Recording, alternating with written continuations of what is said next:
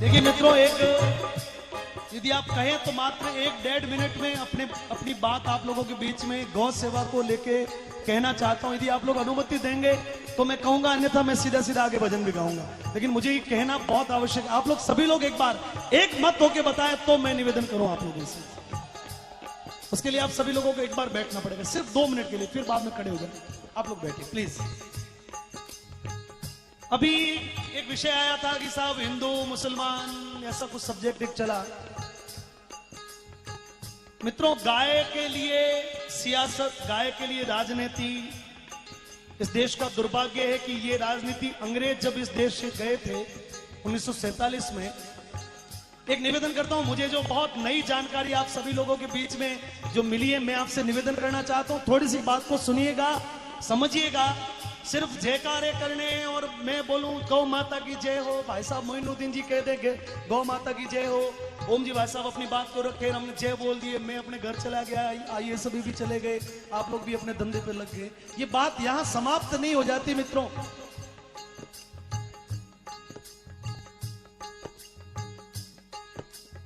(1894) में, आप याद करिए, 1894 में इस देश में किसका राज था? यदि इतिहास पढ़ा हो तो आप बताएं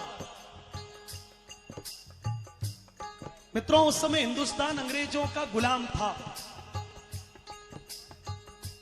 एलिजाबेथ वहां की महारानी हुआ करती थी और उस समय हिंदुस्तान में गायों को लेके बड़ी श्रद्धा हुआ करती थी लोगों की, क्योंकि गाय के लिए ऐसा नहीं था कि गाय हिंदू के घर में पलेगी, गाय मुसलमान के घर में पलेगी।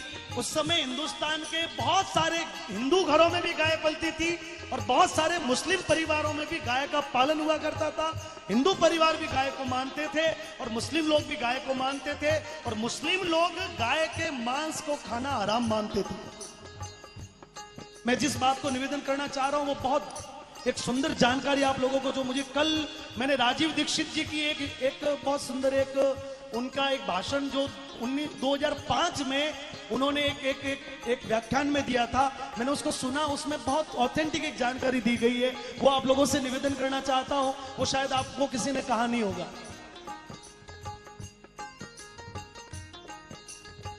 और जब ये अंग्रेजों को पता था कि इस देश के हिंदू मुस्लिम यदि एक जैसे भाई जैसे रहेंगे तो हमारा राज इस देश में चलने वाला नहीं, क्योंकि कभी न कभी हमको निकाल दिया जाएगा। अंग्रेजों ने इस देश में 1000 वर्ष तक राज करने का बहुत बड़ा प्लान किया हुआ था और ईस्ट इंडिया कंपनी ने इस बात को शुरू किया था। और 265 वर्ष तक लगभग हिंदुस्तान में अंग्रेजों का राज्य रहा। 1947 में वो देश को छोड़कर चले गए। उस समय वहां की महारानी ने हिंदुस्तान का जो गवर्नर था, यानी यहां पर ब्रिटेन के, वहां से संसद में प्रस्ताव करके यहां के कलेक्टर को नियुक्त किया जाता था, यहां के कमिश्नर को, गवर्नर को नियुक्त किया जाता था। और उसने वहां से पत्र लिखा कि हिंदुस्तान में जितने भी कत्ल खाने हैं, एक तो सरकार द्वारा कत्ल खाना को वैधता का लाइसेंस दे दो, पहली बात तो सुनिएगा सभी लोग। और उसके बाद में मैक्सिमम उसमें कर्मचारियों की जो भर्ती है वो मुस्लिम समाज के लोगों की कर दो।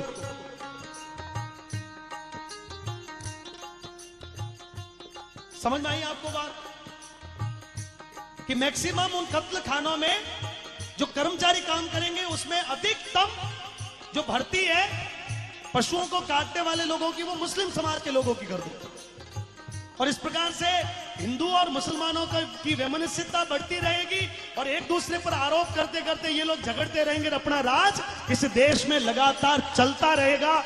इस षड्यंत्र के साथ में ये कहानी शुरू हुई। मैं आपसे निवेदन करना चाहता हूं, 1894 से पहले हिंदुस्तान में हिंदू मुस्लिम दंगे नहीं हुआ करते थे।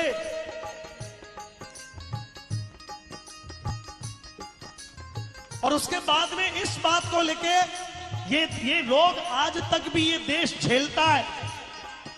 गाय माता ये नहीं देखती कि मेरा दूध कोई मुसलमान का बेटा पिएगा या मेरा दूध कोई हिंदू का बेटा पिएगा। मित्रों, वो तो मां है और मां के समान अपने पुत्रों को पालने का ममत्व उसमें है। वो जब दूध देती है तो वो तो सबको पीने के लिए देती है।